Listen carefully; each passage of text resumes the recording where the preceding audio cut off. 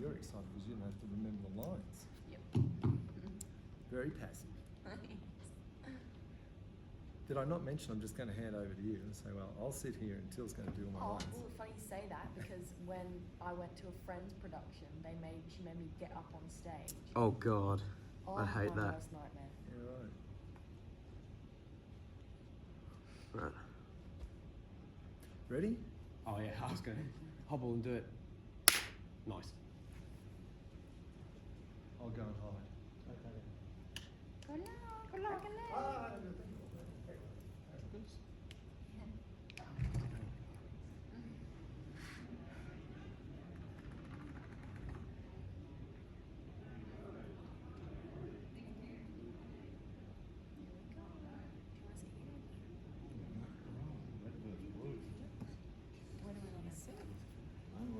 Where's the best spot, Felix? Oh, Where am I good going to get question. sprayed with the water? Mate, I reckon the sides would be good. The blue seats there. The blue seats? Yeah. Oh, really? Like the front?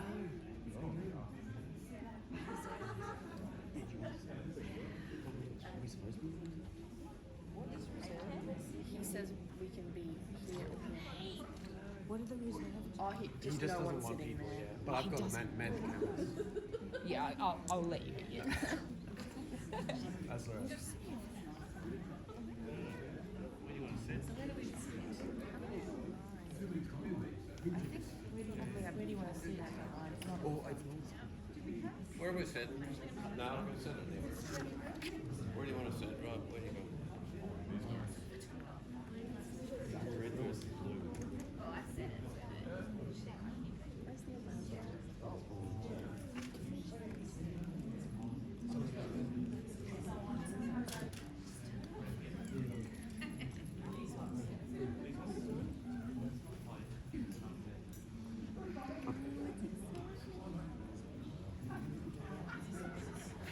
that's so good.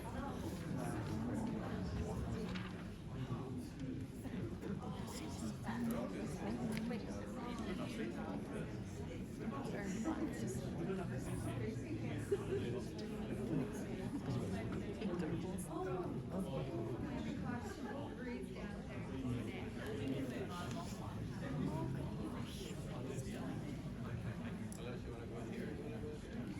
Might as well.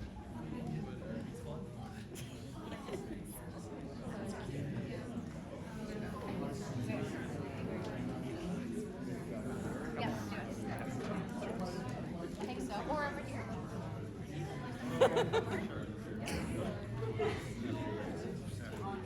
Yeah, I think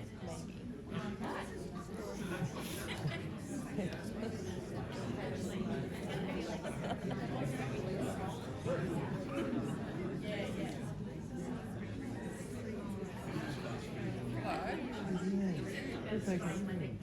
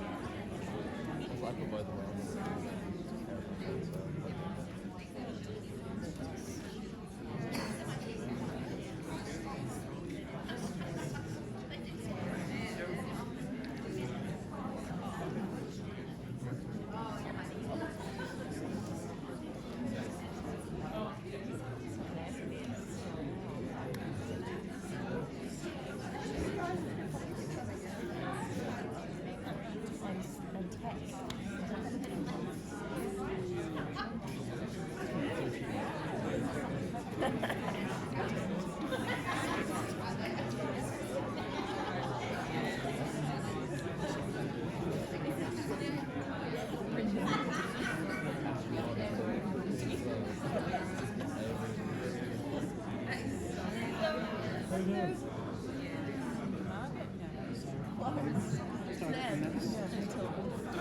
nice to meet you. I'm Kristen.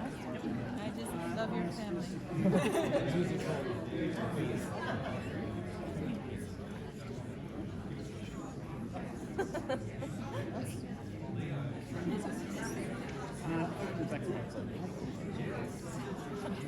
I was like,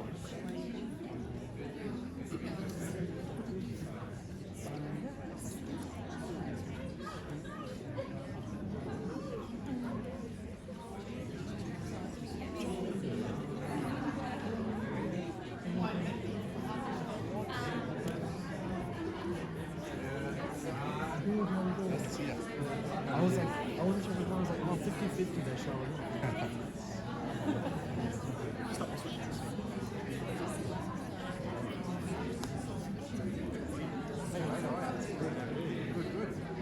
That's you, that's right.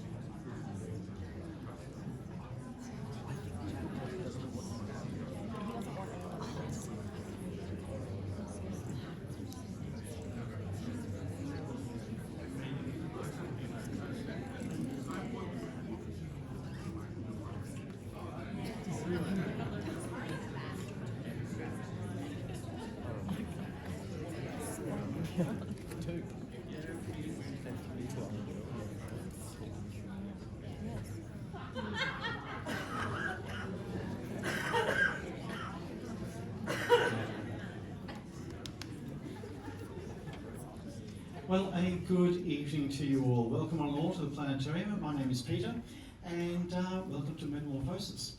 Now, just before we start off, a couple of quick things. First off, the most important one, dear old mobile phones. So if you do happen to have a mobile with you, could I please ask if you could please turn the machine off completely? That would be a really good thing. If you can't be doing that, at the very least, please do turn the phone to silent and tuck it away well and truly out of sight. It will be getting very, very dark in here. So it's not the noise we're worried about, it's actually the light from a phone. So when it gets very, very dark in here, if you were to pull out your phone, even just to check the time, the phone's going to light up, then your face lights up. We all know who you are. Yes, we do. The dome starts to light up, you get the general idea. It's not going to be good for the presentation. So if you could tuck the phones away completely out of sight for the whole duration of the show, that would be a very good thing. Also, we do have 2 safety exits in here, and you can see where they're located underneath the 2 green lights. So should an emergency happen, I'll actually ask if you could please stay in your seats and just please wait until I figure out which is the safest door to use. Under normal circumstances, if any of you do need to leave, make your way to one of those doors underneath the green lights. Please bear in mind the actor will be in centre stage, so please don't bowl the actor over when you're coming out. That would be a bad thing. Make your way to one of those doors, slip behind the curtain, and then crucially close the curtain, then pop the doors open. Once again, it's all about stopping light streaming in as you're exiting. And once you've closed up the outer doors, if you do need to come back in, simply see Leanne, who will be over at reception. So let us start to get this place a little bit darker and start to find out about metamorphosis.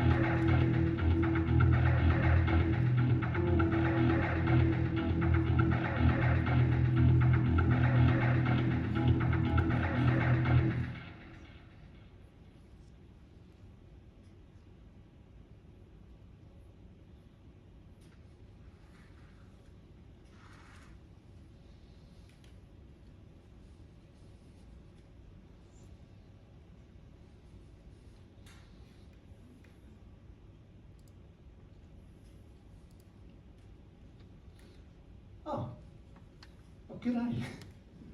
Oh, he's gone. Sorry, I was a bit lost in my thoughts there for a minute. Do you get lost in your thoughts? I find it happening to me more and more these days as I get older. I think as you age, you've got more to think about. You've got more memories. There's more to trawl through. Like the other day, I was remembering how I took my dog to the vet and I had put down.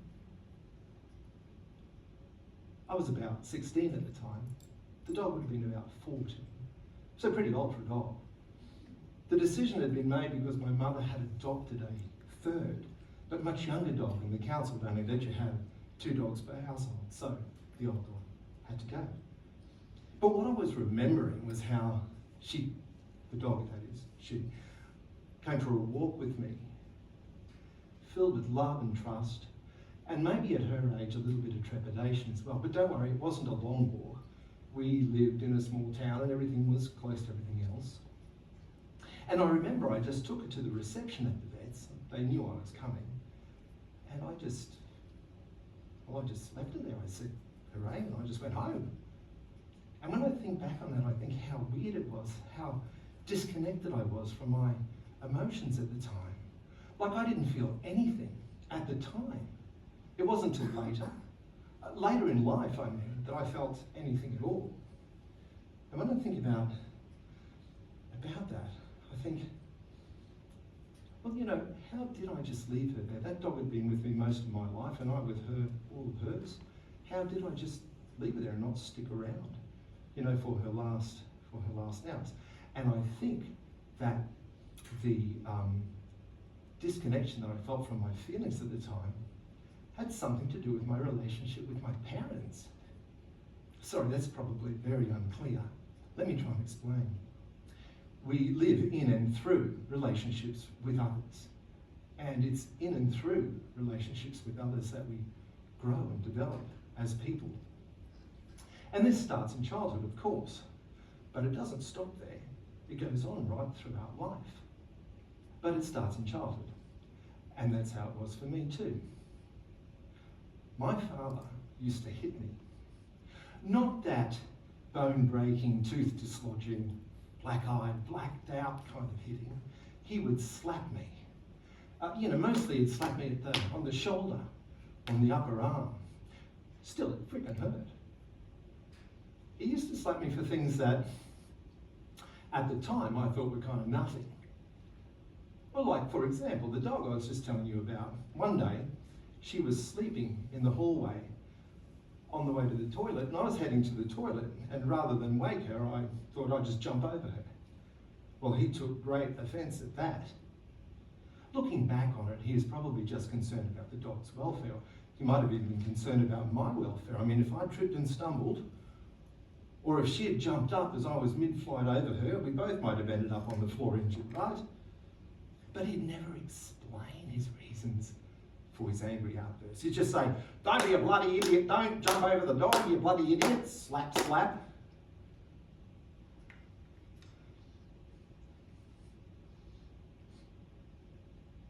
I've forgotten my line. I'm sorry. This is the first time we've done this, and I've just gone a bit blank, sorry. It's seeing all your faces, and I know 99% of you, so just bear with, sorry. Oh dear. Oh my God. Woo. Oh yes. Ah yes. This is very familiar now. One of the things I remember most vividly isn't the lines of this play. One of the things I remember most vividly is how his face used to get all flushed red. And his eyes would get almost demonically bloodshot when he was hitting me. Especially if I deserved, 4, 5 or 6 hits, because whatever I had done was so bad.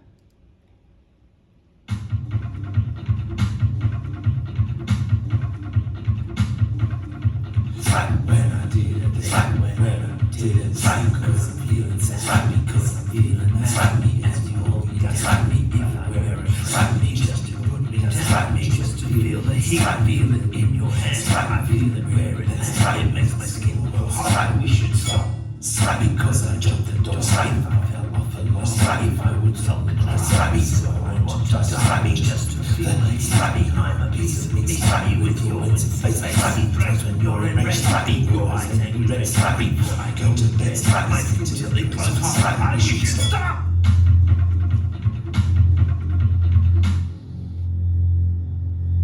At other times he used to hit me, because I got into his workshop or got into his tools or I'd broken something. I'm sorry. I knew this 2 hours ago. Sorry. Shush. Oh dear. Yes, of course. Someone stopped me looking at that script. Look, it was perfectly normal in those days. I mean, for parents to slap kids, I'm sure it didn't do us any harm. Mind you, I did spend quite a few nights going to bed early and in tears because he'd taken his anger out on me in these ways. And it was during those years, ages 7, 8, 9, when I had my first thoughts of suicide.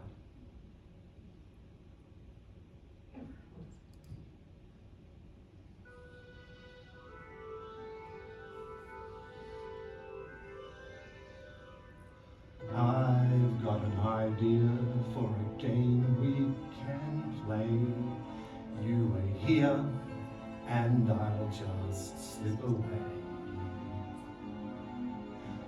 Quietly receding like a ghost I will hide, so I can see who will come to my side. Why would you leave me needing to know if you would grieve me if I wasn't there, as though you didn't care? Crying in my pillow, my face flushing red, lying here and wishing I was dead.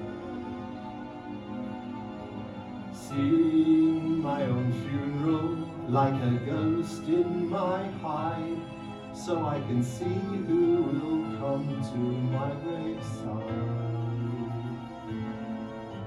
Why would you leave me needing to know if you would grieve me if I wasn't here? The answer's pretty clear. I've got an idea for a game we can play. One of the things that my father and his brother, who used to visit the house quite a lot, liked to do to me was to pin me down. By which I mean, one of them would wrestle me to the ground and, you know, roll me over on my stomach and then bending my legs at the knees and putting one ankle over the other and applying some pressure there, just hold me in that position. It doesn't take much to pin someone down using that method, just the right amount of pressure on that upper ankle will do it. I mean, it's just a bit of roughhousing, right? Didn't do me any harm, right? Mind you, it might explain why I've never taken up Brazilian Jiu-Jitsu or wrestling. Another thing those guys loved was the jump scare. You know, where you wait behind a door, and when someone comes through, ah! You scare them. They bought these two hideous rubber monster masks, you know, that went right over your head with vicious eyes and a maw of sharp, jaggedy teeth.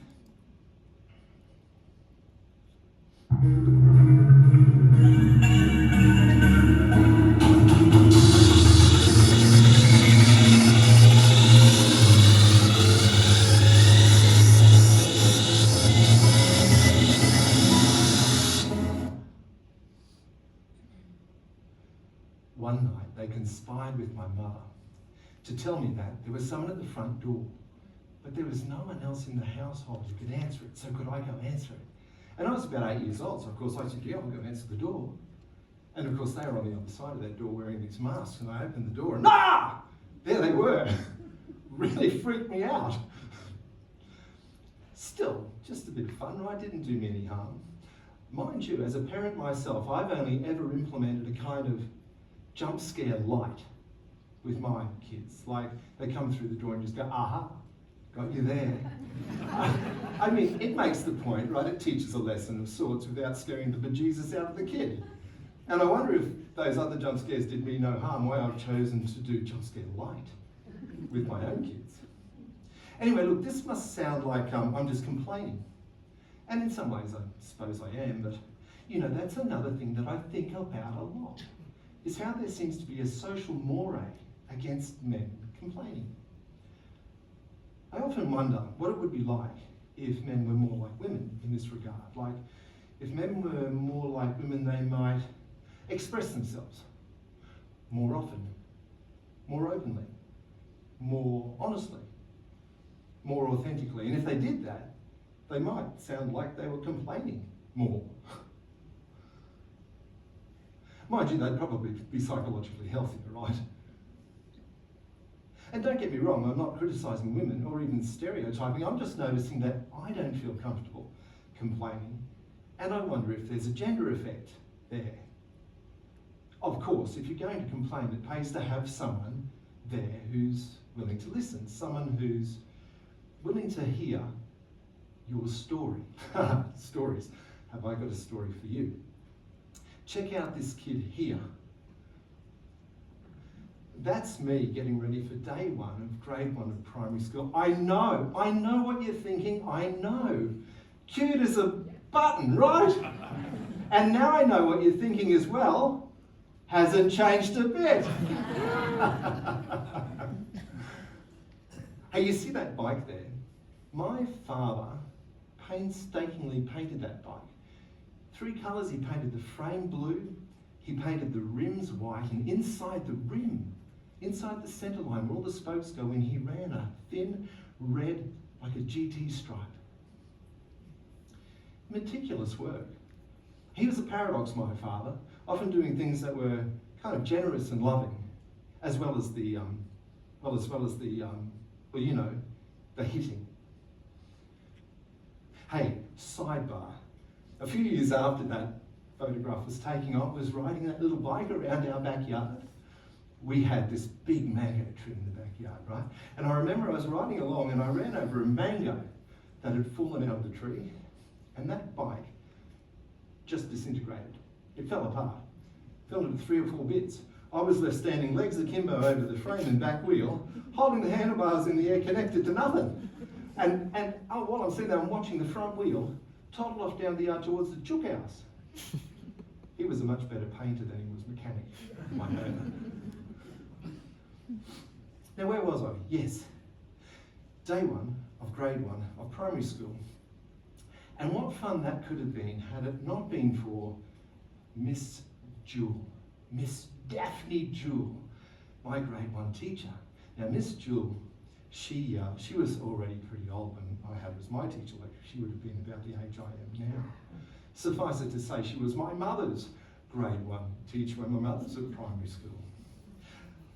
But unless Miss Jewel had planned to live to be 120 years old, she'd be well and truly dead by now, so I don't think she'll take any offence in me telling you this story. Do you remember the handkerchief? That erstwhile companion, that humble square of fabric, without which we all felt a little less civilised, a little less secure? Well, my mother made sure that I had a hanky folded up and in the top pocket of that uniform every day of the week. The uniform's gone. I was just pointing up there, it's gone. It's like that big, doesn't have to come back. I don't know what the thinking was. I think they just believed it was good practice for a young gentleman to have a handkerchief with him at all times. It might have been preparation for a heteronormative future, because I think it was considered good practice for an adult gentleman to have a handkerchief with him at all times too, in case the woman that he was with, well, I said it was going to be heteronormative, in case the woman that he was with had a spill, or needed to tidy up some lipstick, or perhaps was reduced to tears upon her sudden realisation that she was trapped in a patriarchy. I don't know what the thinking was. But I carried that hanky with me every day of the week. But I carried something else with me as well, which was a disdain for the stench of the boys' toilets at school. And a kind of shame about urinating in the urinal trough. Don't even get me started about whether men and boys deserve privacy when they pee. And a kind of fear of the disgusting conditions of the 3 or 4 cubicles in that toilet block. That toilet block, by the way, was cold and dark and wet. It was basically a concrete bunker with no lighting, infested with mosquitoes, and most of all, it stank of urine, feces, wetness and concrete. Of course, when it was time to use the toilet, all the confident, happy-go-lucky little boys were out there waving their willies around, having a wild old time, making a great scene. I found the whole thing alarming. Needless to say, I avoided that place assiduously. But my strategy in avoiding that place came at a cost, which was that by the time the last period of the school day rolled around, say about 2 p.m, after big lunch, I really needed to pee. And I'd sit there beside my classmate, in these little desks that had 2 kids per, and I'd surreptitiously scrunch up hanky and stick it between my legs, and I'd let out a little pee. Hoping that hanky would absorb it and save me the shame of being caught out. But of course, once a little bit of pee's been let out, you know what happens next, don't you? More wants to come. And you can see where this is headed. In no time at all, hanky had held all it was going to hold, and the rest was coming out of my pants and onto the schoolroom floor. Now, I should point out that this is the 1960s, and in the 1960s, it was in the primary school system in Queensland quite common for teachers to brutally shame their students. I think they considered it good for learning. Or maybe crowd control, because those 5 and 6-year-olds, they can be pretty tough. I don't know what the reasoning was, and I'm sure it didn't do us any harm. But let's hope it was a reason like that, rather than that it was the peculiar, personal predilection of Miss Daphne Jewel to shame and punish me for my incontinence on her shift, but shame and punish me she did. She stood me on a chair and she, right in front of the class, and announced my crime, and she beat my legs, beat me about the legs with a ruler. Now, I may be stubborn, or I might be a little thick, or maybe I'm a slow learner because I didn't do this just once. Oh, no.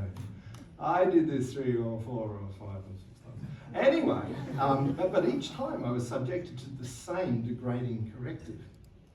Look, I was nervous, I was antsy, I had to go, so I wet my pantsies. My little folded hanky had no chance of holding more, and a puddle formed right there upon the floor. Now the teacher stood me on a chair and called the class attention there, to shame me and to blame me. And right there, with all their eyes upon me, she made of me a teaching point and called them all to stare. She beat my legs till red and sore with her little Aussie ruler. The shame of it had hurt me more, but I'm not sure which was crueler. 6 whacks of pointed searing pain, or the ruler of the colony. Elizabeth, you remember her? Her Majesty looked down upon our number from a portrait with disdain. Well, she publicly denounced me and socially renounced me, made it really very, very, very plainly clear that if you ever needed to do a pee or do a poo, there was one thing that you could do. And have no fear, there was a place that you could go and really near, but it certainly wasn't here.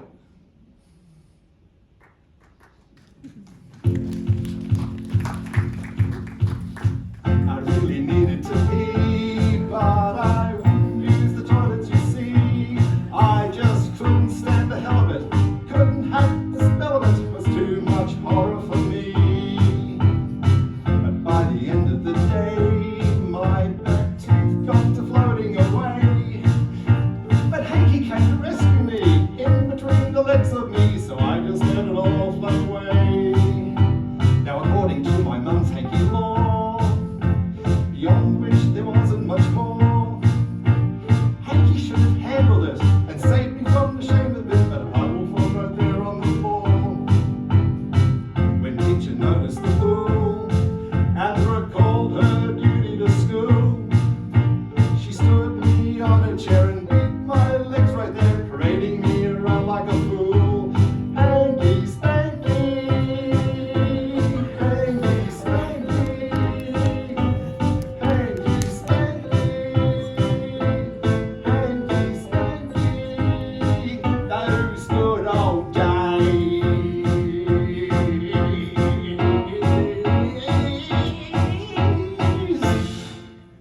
Still, didn't do me any harm. Now, where was I? Oh yes, I was depressed. That's a few years ago. I was depressed because I couldn't find a time in my early life when I was just happy. And that made me kind of sad. I went trawling back through the ages, I mean quite literally through my ages. And I said to myself, if my father only started hitting me when I was old enough to be annoying, well, there must have been a time, say before the age of 5, when I was innocuous and boring.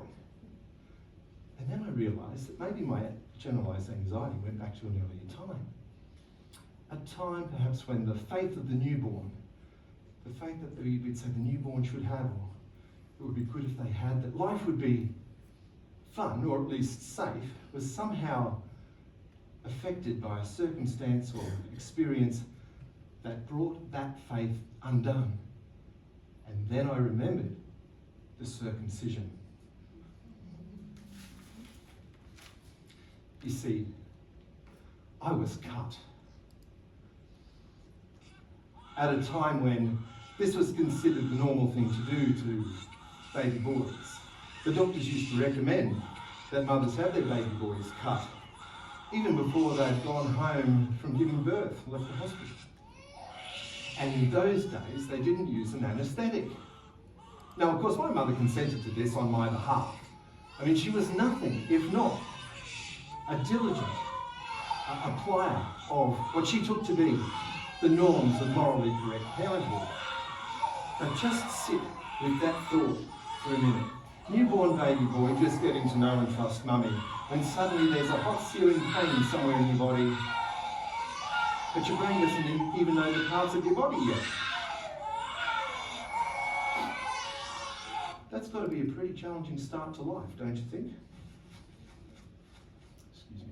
Anyway, I was telling my counsellor about this recently. Look, I'll tell you what, let's make this the counsellor's room. This can be her chair, and this can be my chair. And just so that we know she's here, we'll turn on the light. Yes, I was cut, I say. Well, she looks stunned, suddenly, as though there's any other way. To look stunned, I mean, any other pace at which we go from calm to panic-faced and in one's throes. She seems to be receding in my imagination, but she's conceding nothing. She's just sat there in the chair in this place where her role transpires, kind interrogation, counsellor and client. But in this pregnant moment, her dignity expires, her anxiety's defiant.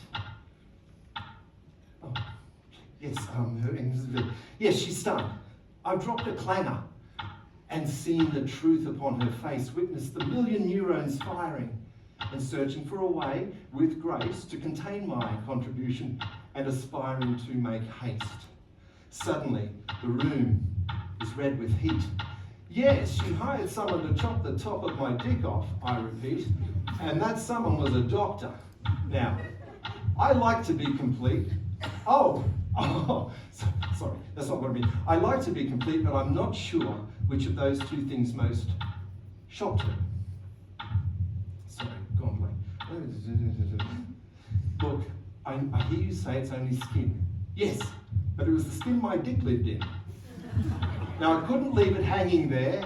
Oh my God, who wrote this? I couldn't leave it hanging there any more than the doctor could. It made me seem pathetic.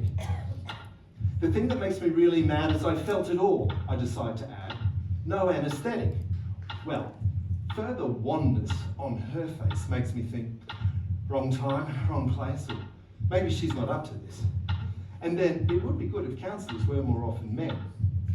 Of course, her inability to choose a horse and side with me is forgivable, in part, for she cannot start to plumb her depths to find some empathy for a member of that class of us about whose woes we all stay dumb and blind, and for whom there is no sympathy, especially if it relates to the male anatomy, that objectified and vilified and much despised anatomy of any man explains more about me and my toxic masculinity than that shibboleth patriarchy ever can. Yes, it was only skin, but it was the skin my dick lived in.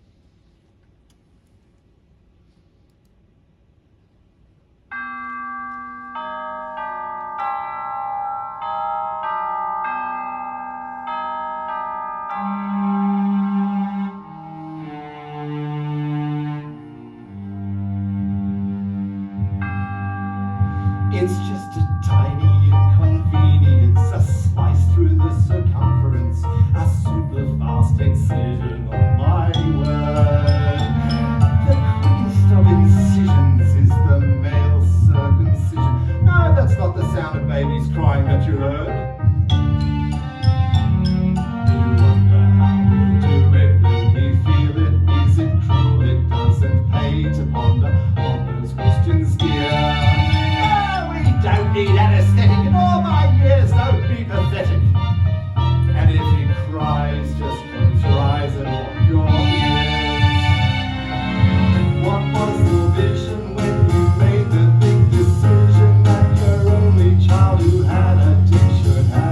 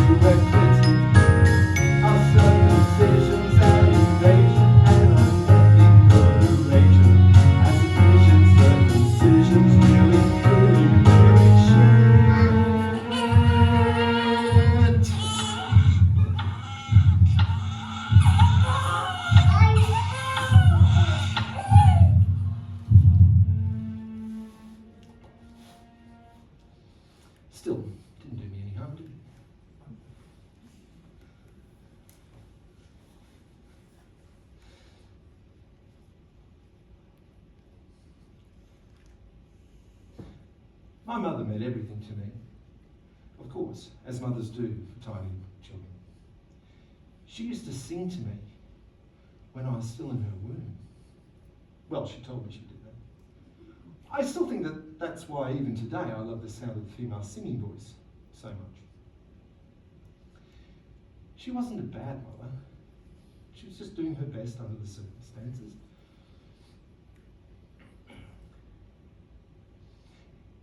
Yes, she let me down on safety sometimes, and that wasn't good. But she was just doing her best. We are all just doing our best. But when I needed her, and she wasn't there, I really felt that. Mama, where were you when I needed you? Where were you when Daddy's temper flared? Did you forget about the child in your care? Did you think I noticed you weren't there? Where were you? Where were you when Daddy and his brother put me down? Where were you? Where were you when Daddy used to beat me red-faced on the floor? Mama, did you think it was reasonable? Cutting my penis with no care. Did you not think about the irony? Just like my foreskin, you weren't there. Where were you? Where were you? When teachers had and shamed me at my school. Where were you? Where were you?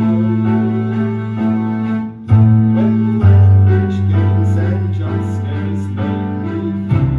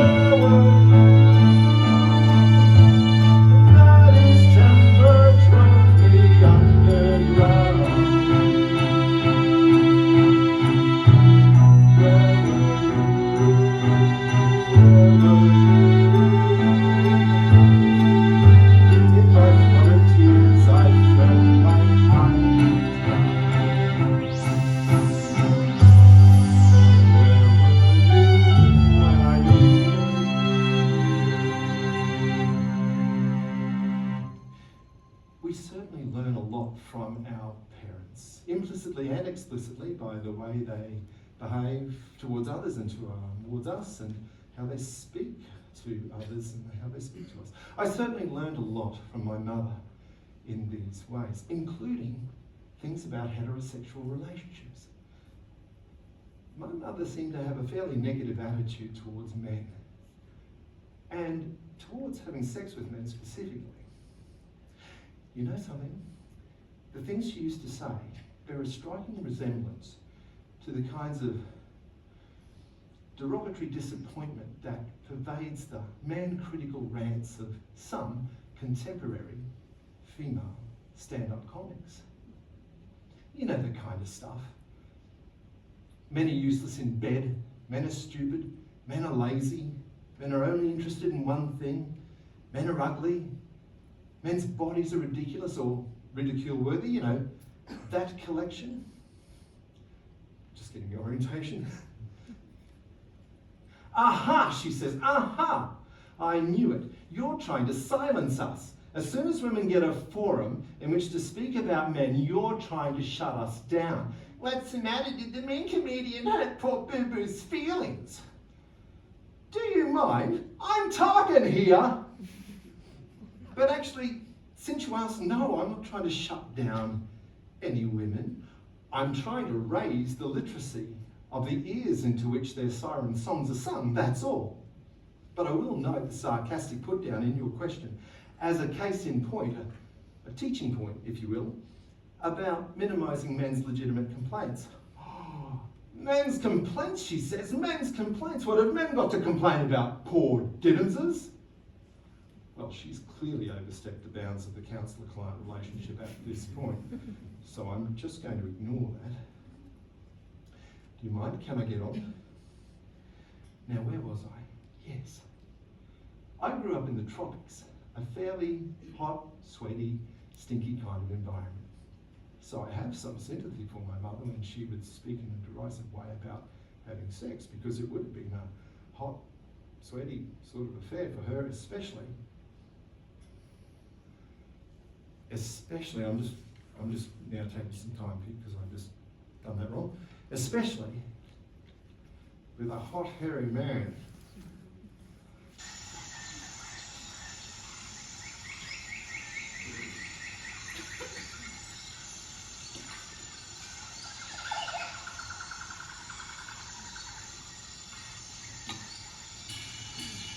Come over here, baby.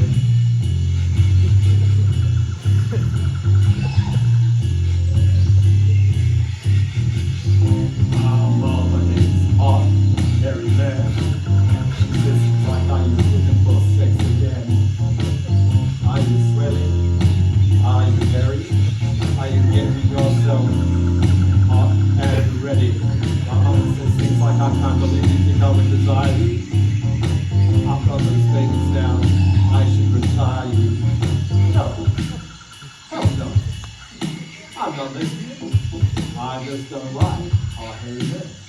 And when you say, let's go, I just want to be far from you, and you from me.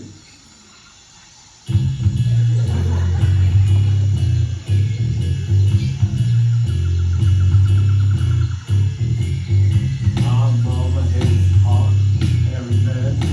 Here they come looking for sex again. But what I hear is, don't you be like them.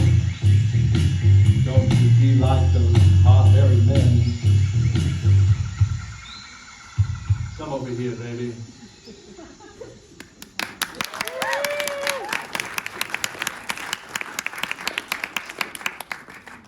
Of course, hearing her say these things didn't do me any harm. Well, I mean, apart from expecting to be despised for my own hot, hairy male sexuality, apart from that. I mean, well, it might have, I guess, affected my self-esteem a bit as I grew and developed into a full-blown, full-sized, adult, het, cis, hot, hairy man myself. But apart from those things, I'm sure it didn't do me any harm. Well, she sounds like a barrel of laughs, she says. What? I'm sorry, are you just going to sit there and yell out one-liners from the sidelines? Oh, I don't know, she says. You wrote this, whatever this is. You tell me, am I? Oh, I fear you might. I had to confess. You know, a man's identity, his sense of himself, his self-esteem derived not just from his relationship with his mother, but crucially also from his relationship with his father. My father was a bit of a lone wolf kind of guy. He was a bit of a solo operator. I mean, he ate alone, he drank alone, probably had sex alone. He used to watch TV alone, in a separate room from us, a room we called the veranda, which was connected to the lounge where we all sat. And we only had one TV. We were all in the lounge watching it, and he was in the veranda watching the same TV through the doorway in between the two rooms. And he was also often generous and loving. I mean, he painted that little bike for me, right? Remember that, the little bike that fell apart? And he was also violent and mean. And his meanness and violence, well, it put a distance between us. Well, it made me hate him. But worse than that, I interpreted his behaviour towards me as proof of my own unworthiness, something that justified his disdain. I learned to hate myself. I know only too well that when we're damaged in these ways by significant others, such as parents, it's very hard to learn how to love yourself.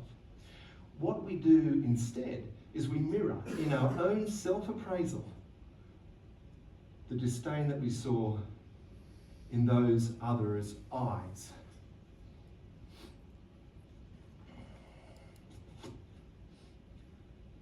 I needed you, and you treated me cruelly. Oh, come on. Boys weren't meant to need anything, especially not anything from their fathers, especially not love. I mean, you could get love from your mother. And in any case, if you got too much of that, you might turn out to be a sissy. You didn't want to be a sissy, did you? Oh, come on. I knew nothing about the world when I was born into it, and I had to learn it all from you, and you gave me nothing. What do you mean? What do you mean I gave you nothing? I fed you, didn't I? I clothed you, didn't I? I housed you, didn't I? I painted that little bike for you, didn't I?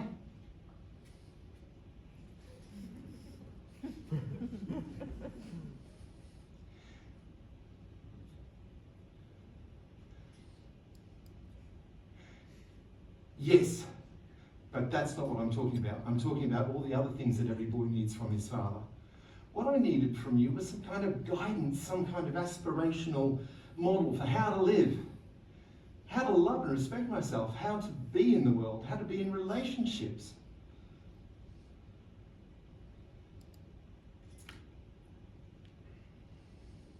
Oh, sorry, I'm blank. How to be in relationships. I told you how to live. I taught you how to live. I had a very good life. You must have seen that. Well, I gave you that. And I taught you the ideas of stoicism, didn't I? Like how to be happy without worrying too much. Your problem is you think too much. My problem is I feel too much. And I got too little from you. Too little to help me love myself, and too much to make me feel negative about myself, and not enough to feel positive about myself. Oh, and that was my fault, was it? Well, who was the adult in this situation, hey? Well, oh, I'm so angry at you. Where are you? Oh, I'm here. I'm always here. Yes, yes you are, aren't you? What I want to know, oh, here we go. What I want to know is, yes, what I want to know is why you hated me. Hated you? I didn't hate you. Well, why were you so cruel? I don't know. Perhaps I hated myself.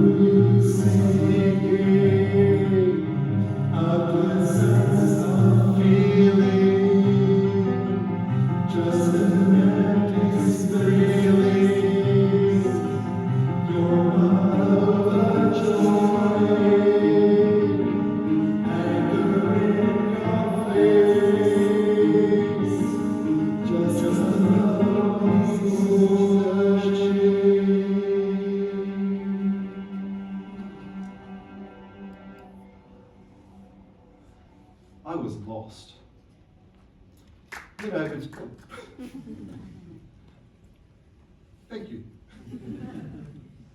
Someone got value. I was lost. Between the ages like 7, 8, 9 and 12, I was lost. Well, I lost myself. It was a weird feeling, partly a feeling of being invisible, and partly a feeling of being objectified by another, and a hostile other at that. And you know, it's not unlike the lostness that I felt later in life when I began reading feminist texts that were critical of society but zeroed in on the misdeeds of men and overgeneralized through constructs like patriarchy and masculinity. But I'm getting ahead of myself. We'll come back to that. Yes, I was lost, and I did some weird shit in that particular wilderness. When I was a lad, just a bit of a tad, running around in bare feet, I could put on an act as a matter of fact, not a speedy young fellow you'd meet, but a shadowy side I had to work hard to hide, would have psychiatrists scratching their heads. If they could just see the truth about me, I'd have them hiding under their beds. Pulling the wings of flies, drowning skinks in the laundry sinks, shooting sparrows and doing things that would harrow any heart that was kind, any mind that thinks, burning ants in the sun, with the magnifying glass just like a ray gun. These are the things a little broken boy done because he didn't have love, so he sought out fun.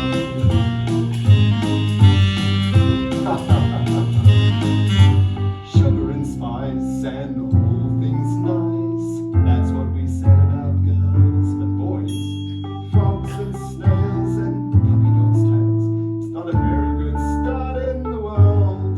But the discourse has turned, perhaps you've discerned, to men and masculinity.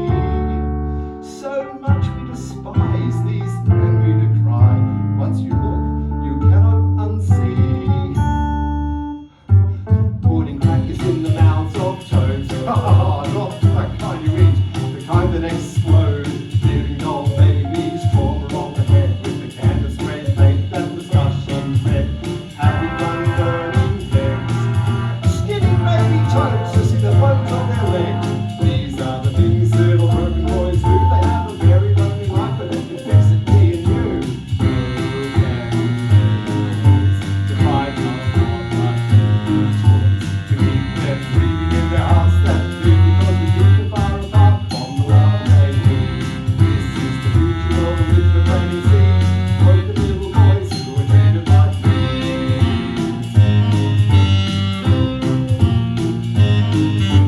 Imagine a world that despises your kind, constantly dissing your breed. Imagine the ways that this hardens your heart and wrecks your emerging esteem. Oh, this is the world that we're building for boys. Don't believe me, just open your eyes. If you could just see the things that I see in this angry gaslighting and lies. Jokes about men in bed, expressions of disgust about the nose to head, making fun of genitalia, expecting men to value as a constant double standard that makes everyone see red. With them all. Cherry potato, selected to a ball, then slaners complaining but always refraining from seeing their own role in maintaining it all. Songs about the complicity.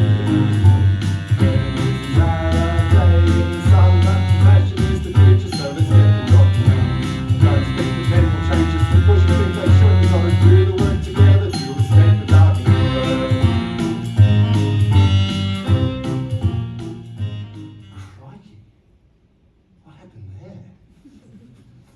Got a bit carried away. Carried away, she says. Carried away, that was blatant opportunistic politicking. You should be carried away, she says. I'm ignoring you.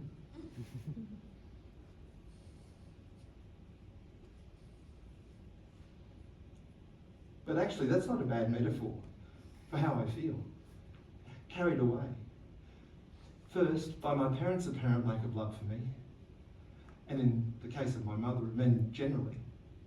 And then later in life, carried away by the discourses of feminism.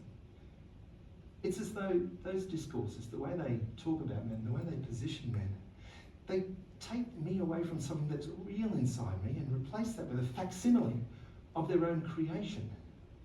They objectify me and by implication negatively, so that my actual experiences are erased, elided, colonised.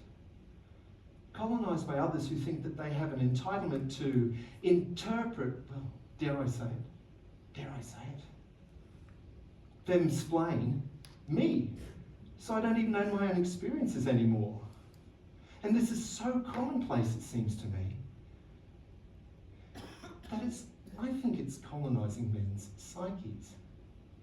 It's gaslighting us, so we no longer have sovereignty over our own experiences of being in the world, of being in relationship with women, with other men, or even with ourselves. And you know what? Nobody notices. And that is part of the mesmerisation that goes with these discourses.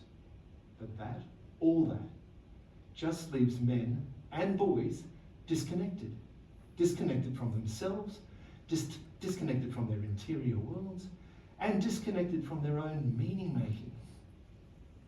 Alienated from the sacred interior spaces that should contain their stories and realities, but those stories and realities are unspeakable. They're almost unthinkable because we, men, lack a discourse to enable us to speak honestly and authentically about our experiences in ways that aren't already filtered through a lens of feminism. I feel this quite personally, and I feel it deeply.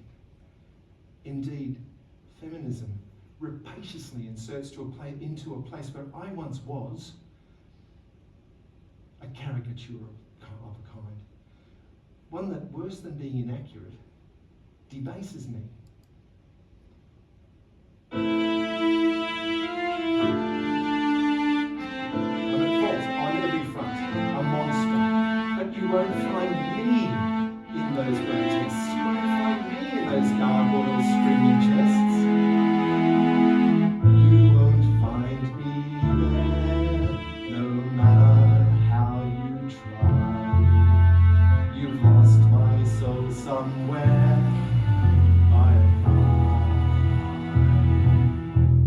But I've always been right here. If you look, then you will see. Holding half the sky, I need you and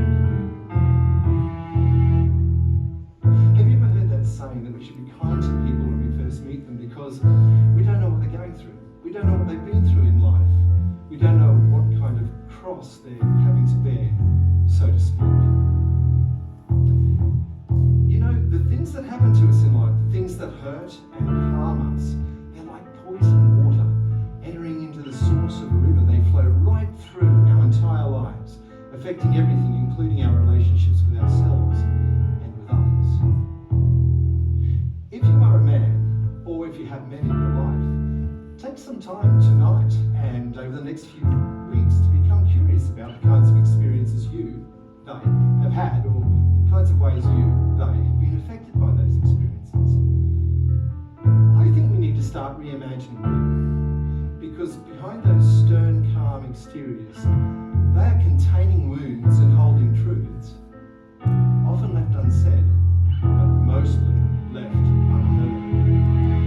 The veil upon your eyes tells you what to make of me. But I've always been right here, you just couldn't see. Just serious.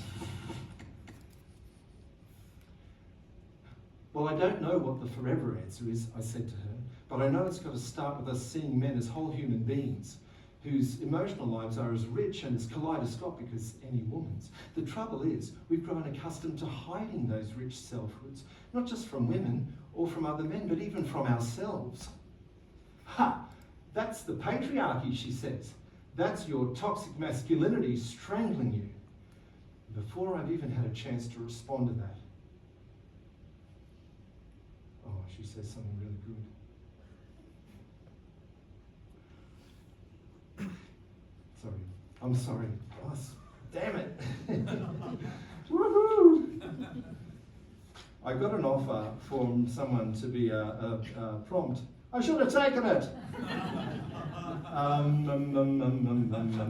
Here we go. Shit. We've done that? I haven't done that yet. Wait a second. I'm sorry. Oh, yes. And then, yes. Yeah, good. Found it. Oh, yes. Yes. Oh, yeah. Very familiar again. That's, yes, she says, yeah, that's the patriarchy. That's your toxic masculinity strangling you. And before I've even had a chance to respond, she suddenly says, hey, you just created me, didn't you? So you could put words in my mouth. Well, she had me there. That was true. I had created her so I could put words in her mouth. I mean, seriously, no counsellor in real life would behave the way she behaves, right? Or talk to her clients the way she talks to me.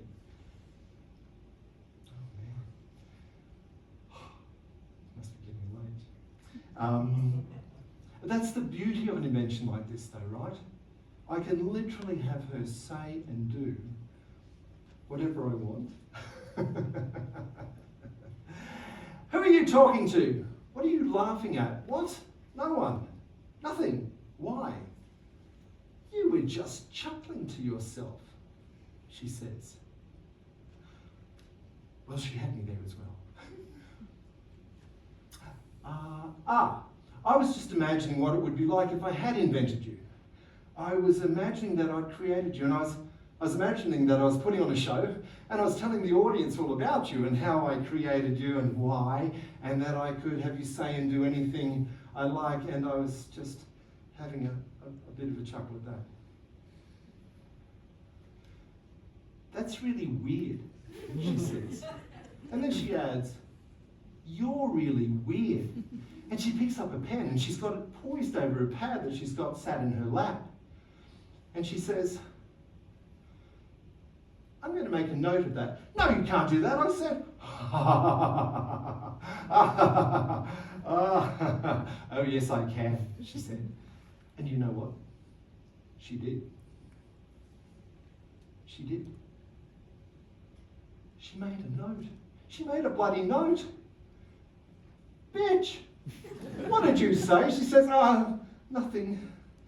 I said, why am I defending myself against the fictitious character? Yes, sorry, where was I? Yes, these words.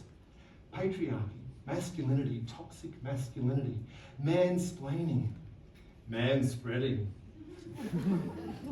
the manosphere. These all sound very sophisticated, but they put up a screen of interpretation which creates a distance between each man and his own lived experience. How can he own and explore that experience if it's already interpreted for him? Finally, I said to her, I think we should drop those words from our vocabulary. They're not helping. For men to step outside these repressed hermit crab-like lives and start to express themselves, they're going to need to learn to speak in a new way, in an authentic way, about what it's really like to be men in this day and age, what it's like to experience women these days, and what it's like to be the target of so much negative appraisal, and what it's like to have your feelings and needs either denigrated or swept under the rug. I was on a bit of a roll at this point. I could feel this rant welling up inside me, and it was one that had been a long time coming. I said, I think men need a social movement like what feminism was for women 70 years ago, a kind of consciousness-raising movement. But it can't be feminism because there's too much misandry in feminism and there's not a single authentic male voice. I think men need, metanism. Well, she's just sat there saying nothing, so I kept going. I think it's time we open up a space in which men are not pre-positioned as the villains of the piece. a space in which men can themselves heal. You know, we keep demanding changed men without going to the trouble of understanding men deeply, compassionately, and without negative presumption. Sorry. It's lucky that I have high tolerance for embarrassment. Yes, okay, so just to hook that, we keep demanding change men without taking the time to understand them deeply, compassionately, and in their own words. Well, she's looking at me now. And it's a familiar look. It's part disdain and part anger. It's as though she's feeling that I'm on the brink of taking something away from her just by suggesting this. And in that moment, she lost me, and I probably lost her too. And I had that thought again. It would be good if counsellors were more often men. But then I thought, it's not just her, is it? Sorry, she's there, isn't she? It's not just her, is it? And it's not that counsellors are predominantly female either, is it? It's a pervasive field. It's a zeitgeist. It's our times. A heaviness, a pall that hangs over every man. A kind of guilty feeling, guilty just for being male. But worse than that, kind of being found guilty by association for all the misdeeds ever committed against women, children, or the environment. I must be getting old. Sorry. Yes, and all that accompanied by a kind of forgetting too. Forgetting that the vast majority of men are not at the tops of any economic power or social privilege pyramids. And also forgetting that we too are human and deep and emotional and damaged and triggered and hurt. And accompanied also by a kind of willful, deliberate resistance to compassion for men, as though that would tear away at the veil and foundations of a feminist worldview. I realised in that moment that I was staring into the maw of a steadfast misandry, one that was as pervasive as it was pernicious, but one that was veiled under a cloak of linguistic sophistry. Brought in a Trojan horse of femme-splaining and assumed moral superiority, and it was eating away at the view we all have of men. It was as though I jumped from the frying pan of my parents' own misandry into a new fire. Well, I say a new fire, but this new fire, this new misandry, it was familiar to me because it resonated with my own internalized self-loathing. Together, they were orchestral. They were conspiratorial. And I realized in that moment, not that it would be better if counsellors were more often men, obviously that would be good, but rather that this is what we ought to be talking about together and with men, and not just in counselling sessions, but in everyday life.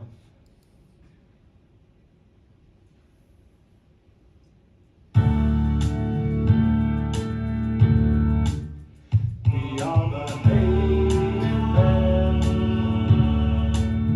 the oft-berated men. We are translated men, seeking a voice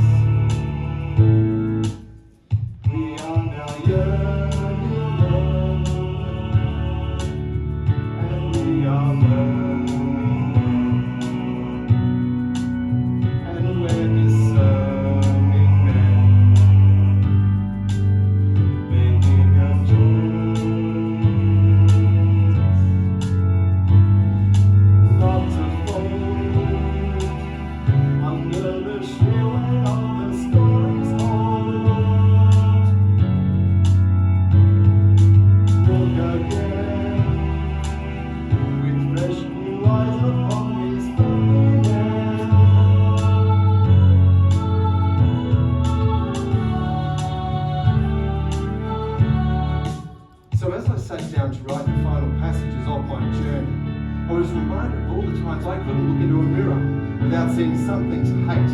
There was always something, the myriad slights, attacks and insults out of which I'd built the edifice of my own self-loathing. I now saw through a lens of hindsight. I began to observe all the good in men that I'd previously discounted in my mesmerized state. Viewed through a lens of appreciation, I saw that the vast majority of men are reliable, gentle, loving, honest, protective, beautiful, and so much more. And for the first time, I began to fall in love with the idea of being a man.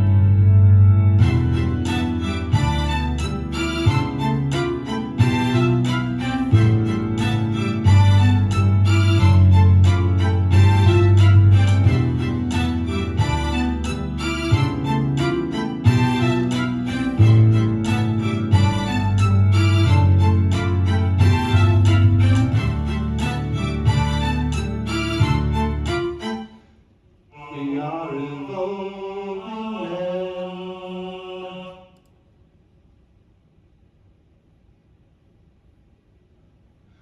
Well, this has just been me really thinking aloud, really, reflecting on my life, my past and my present.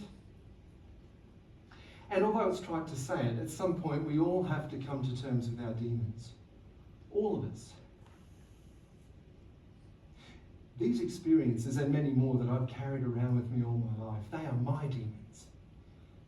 My story may seem unique in some of its details, but in its general themes, I don't think I'm at all unique. Indeed, the sad truth is, as we speak, these kinds of things are going on in bedrooms, in living rooms, in suburbs, in towns, in cities, in TikTok, on Instagram, and in ordinary conversations. This is not, I've got the wrong chair, I think. Was this hers or mine? It'll be mine again. It's mine. This is not a competition for victimhood, I said to her. This is about how we move forward together. Yes, we need a post-colonial, post-gender reboot, but feminism's not the operating system for that future. I just don't think it is, and I think we've reached a cul-de-sac there. Well, she's looking furious at me at this point, right? Look, don't get me wrong, there are many places in the world that need feminism, but in the wealthy West, honestly, I think we need something, well, frankly, something better, something more compassionate, something more open-minded, something even more sophisticated, perhaps, in order to move forward. This is the polemical bits.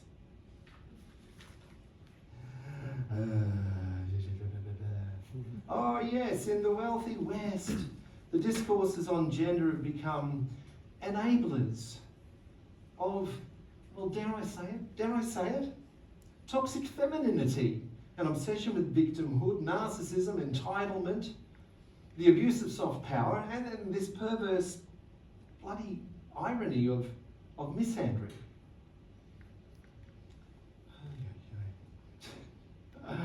I could see that she was getting a hot head of angry steam about her, but I pressed ahead. I think it's making men anxious and disconnected and unhappy and sort of helpless and probably frustrated and sometimes maybe even angry, but I think it's making women anxious too, and certainly mistrusting of men on account of all the stereotyping applied to men. When we last met, she said this to me. "Oh, I see what's going on with you," she said. "You're afraid of being left out. You want meninism so that you don't miss out." Oh, that's such a cute what about me moment from you. You know what? I was just about exhausted by by our interactions at that point. You know, the constant resistance, the put-downs, and the misinterpretations of my position. I said, no, I don't think meninism's the answer either. I mean, why replace one doctrinal system with another? Look, men and boys are falling behind at all levels of the education system, and men are killing themselves at 3 to 4 times the rate of women, and that passes as privilege, along with being in the job as a result in death and trauma and PTSD and new issues the welfare of men and boys are coming to light every week, but they're being ignored. Her eyebrows were just about scraping the ceiling at this point. I mean, obviously not this ceiling. Look, I said, all I'm saying is if we want a better world, if we want better gender relations, if we want good outcomes for men and boys, I mean, serious question, do we want good outcomes for men and boys? I mean, if we want good outcomes for men and boys to match the good outcomes that have been achieved for women and girls, I just think we need to bring men into the conversation, open-heartedly and curiously and without negative presumption. And I think it's time to open up the discourses on gender to the experiences of men, to male voices, but with compassion for men. And we can't do that from any perspective that speaks for or instead of those voices, those people, those men, or that speaks without compassion. That was the last thing that transpired between us, and she called the session to an end at that point. And frankly, I was kind of relieved that she did. And I haven't seen her since. But now, when I look back on experiences that I've had, like the one I told you about with the dog, I asked myself, what would it take for me to be present and in touch with my feelings in a moment like that? And the answer that comes back is something to do with being in relationships where it would be safe to be fully and truly seen. In compassionate relationships that wouldn't shame us for having our own experiences and interpretations and emotional reactions.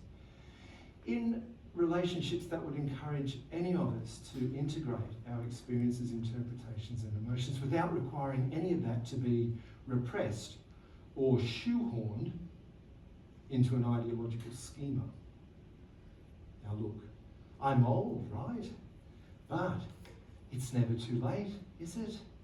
To take a swipe, demolish a few icons, and maybe slay the odd dragon. So it is finally my time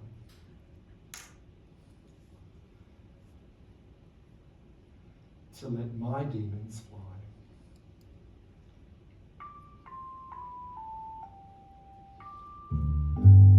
Child inside me, you can let go now. I will make sure you're safe from harm. There is no bogeyman inside your heart, only the fears that keep you down. Holding on means you'll never live. There really is no time to waste. Let them go, you don't need them now. They've served their purpose, you are safe. Child inside me, you can let go now.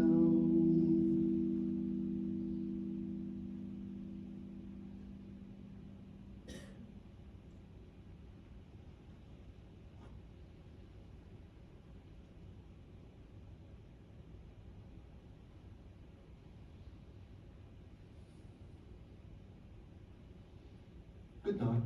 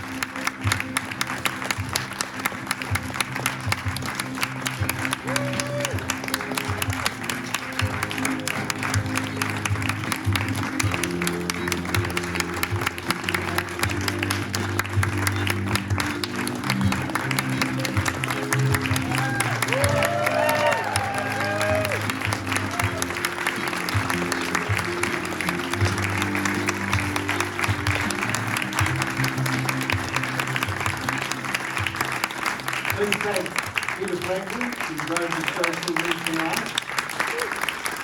Thank you so much.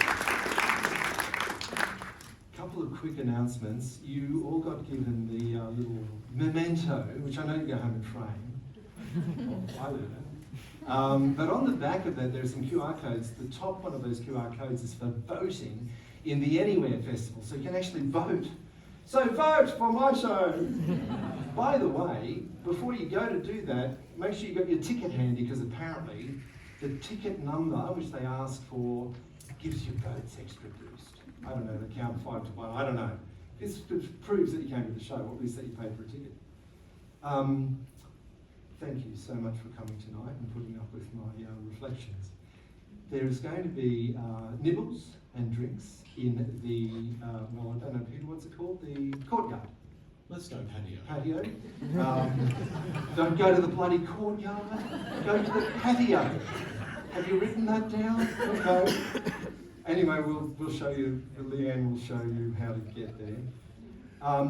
They close this place at 9 p.m. sharp. They all got lives, they want to go home and resume those lives.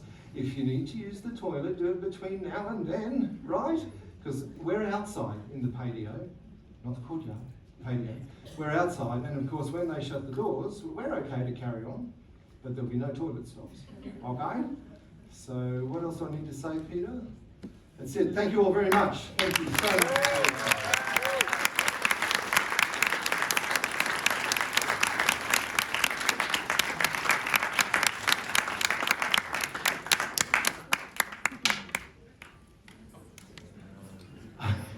Now do you know? Peter, can you do that, please? Okay, done.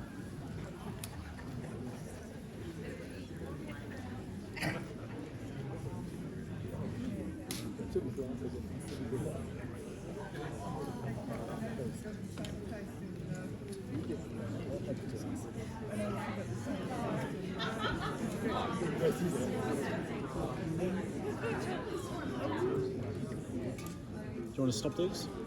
No, that's right. I can do that. Thank you. Peter, I want to say hi. When did you finally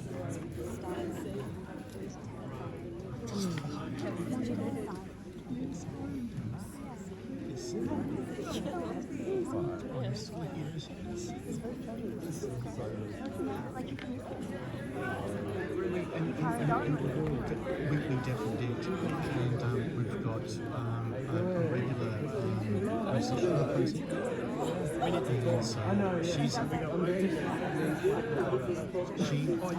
She gets short answers, and then she's actually over right now doing the finish. She will start her first presentation in around about 40 minutes for the day. Wow. She's over there for a month. Like, Edinburgh's a real big deal, though. Stars are made in Edinburgh. Yeah, I know. So, Wow. so she's pretty stoked about that. And we have another musician who comes here regularly for the Raw Science Festival and Science Week.